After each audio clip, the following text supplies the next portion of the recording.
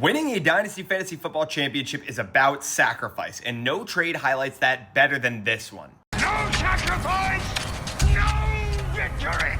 We'll get to the Arctic Circle last. And so just the other day, I looked at this team, one of mine, that is 7-5 and was never meant to contend this year.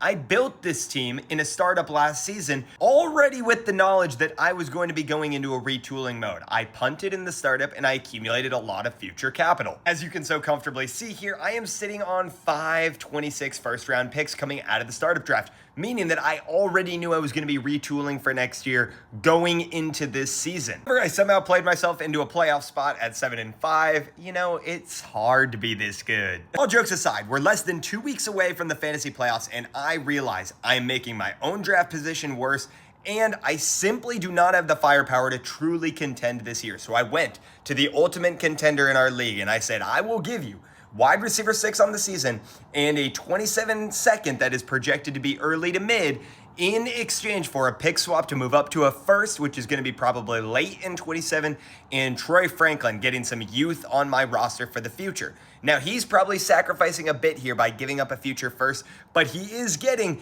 an absolute stud in Davante Adams that could potentially win him the league. On top of that, doesn't look like he's slowing down unless Matt Stafford and Davante Adams win the Super Bowl this year. I bet they run it back another season. And Troy Franklin, a guy with a ton of upside as a potential wide receiver 2 of the future, building on his chemistry from Oregon with Bo Nix in Denver, plus getting a first-round pick kicked back to me. This is the definition of a trade that services both sides and understands each team's lane perfectly. Just a friendly reminder to those of you that still have a trade deadline upcoming before the playoffs. You don't have to win every trade. You just have to have the trade that fits your team's direction the best, and both parties will go home happy. And don't forget, if you haven't already gone over to the YouTube to subscribe and check out all of our Dynasty tier ranking videos, they are being posted daily and updated.